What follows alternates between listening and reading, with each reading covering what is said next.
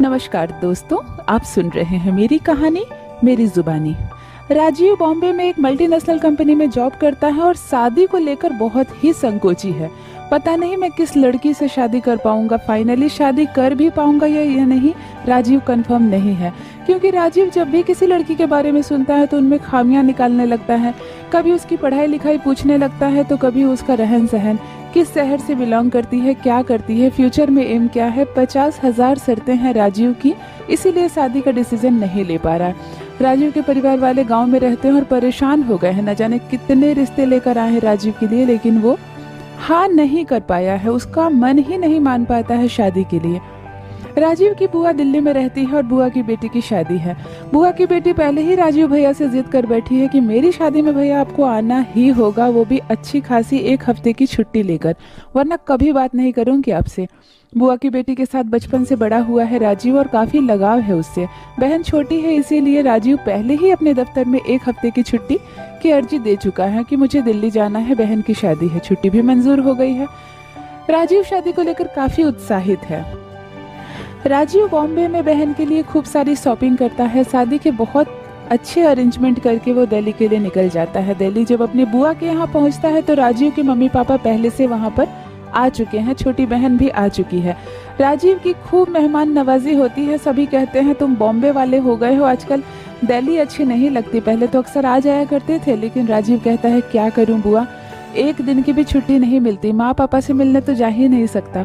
छोटी बहन बहुत खुश होती है। शादी की गहमा गहमी है, कहीं फूल वाले फूल सजा रहे हैं तो कहीं डेकोरेशन वाला अपना काम कर रहे हैं। मंडप अभी तक तैयार नहीं हुआ है, 1 दिन ही रह गई है शादी में।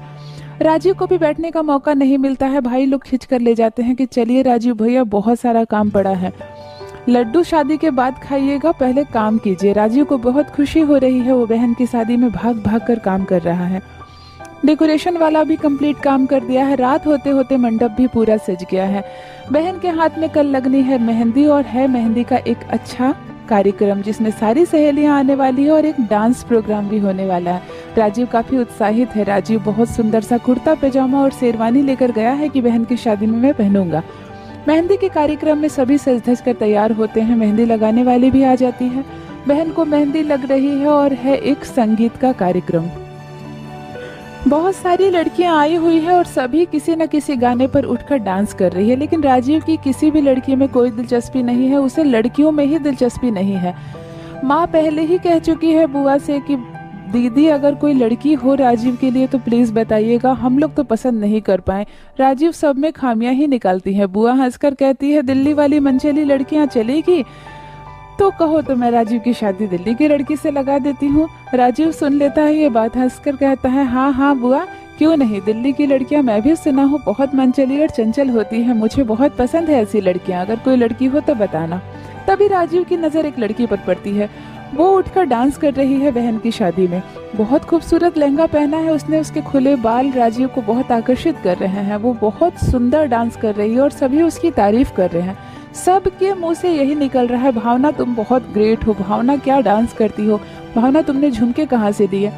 भावना बहुत चंचल और हंसमुख लड़की है और बिंदास डांस कर रही है राजीव की बहन की शादी में। राजीव की नजर ना चाहते हुए भी बार बार भावना पर पड़ रही है। भावना ने बहुत ही हैवी, भारी और गॉर्जियस झुमके पहने हुए हैं। बार बार राजीव की नजर जाकर झुमके पर ही अटक जा रही है, जो भावना के बालों से टकराकर और खूबसूरत लग रहे हैं। राजीव की नजरें छुप छुप कर भावना को देख रही है और ये बात देख रही है राजीव की फुफेरी बहन। छोटी बहन भैया से कहती है क्यों भैया, कहो तो सेटिंग करवा दूं। राजीव कहता है ना ना ऐसी बात नहीं है, पर कौन है ये लड़की, बार बार मेरी नजरें जा रही है। बहन कहती है मेरी सहेली है भावना, मेरे साथ ही इसने MBA किया है और अभी यहीं दिल्ली में जॉब कर रही है, दिल्ली की ही लड़की है, कहो तो सेट करवा देती हूँ। राजीव मुस्कुराने लगता है। बहन दिल की बात समझ जाती है। बुआ भी कहती है कि राजीव तुम्हें पसंद है भावना तो कहो मैं बात करती हूँ, क्योंकि भावना की भी शादी की बात चल रही है। उसके मम्मी पापा भी एक अच्छा शरीफ सीधा लड़का ढूंढ रहे हैं, तुमसे अच्छा लड़का कौन होगा। राजीव को बहुत खुशी होती है, उसके मन में लड्डू फूटने लगते हैं। उसे लगता है कि क्या मैं बहन की शादी में ही सच में मेरा भी मामला फिट हो जाएगा। मैं इतने दिन से शादी टाल तो रहा हूँ, लेकिन अब मुझे शादी कर ही लेनी चाहिए, तो फिर इसी से क्यों नहीं। भावना के कान में जब ये बात चलती है तो वो कहती है ना बाबा, मुझे कोई सीधा साधारण और लल्लू किस्म का लड़का चाहिए। मैं बहुत ही सीधे और साधारण लड़के से शादी करना चाहती हूँ जो जिंदगी में मुझ पर कभी रोक टोक ना करे, कोई सवाल ना पूछे और वो अपनी जिंदगी जिए और मुझे अपनी जिंदगी जीने दे। बहन कहती है मेरे भैया ऐसे ही है, वो रोक टोक क्या होता है, वो आपकी जिंदगी में कभी दखल नहीं देंगे। तुम बहुत चंचल हो, सुंदर हो और मेरे भैया को अच्छी लग रही हो, तुम एक बार मिल तो लो उनसे। भावना को बहुत कहे जाने पर भावना तैयार हो जाती है एक बार राजीव से मिलने के लिए। छोटी बहन छत पर ले जाती है और अपने भैया राजीव से मिलाती है भावना को। भावना बिल्कुल खुले मिजाज की चंचल और मन चली लड़की है। सामने आकर भावना हाथ बढ़ाती है और हेलो कहती है। राजीव को बेहद खुशी होती है, पहली बार वो इस तरह किसी लड़की से हाथ मिला रहा है। राजीव उससे मिलता है, उससे बातें करता है, उसका हॉबी, उसकी एजुकेशन सब पूछते हैं और बस बात इधर उधर टालकर दोनों अपने अपने रास्ते चले जाते हैं। राजीव मन में ही सोच लेता है कि मुझे शादी करनी है तो इसी लड़की से करनी है, और भावना राजीव से मिलते ही ये डिसाइड कर लेती है कि मैं इस लड़के से शादी कभी नहीं करूंगी, ये मेरे टाइप का बिंदास लड़का नहीं है।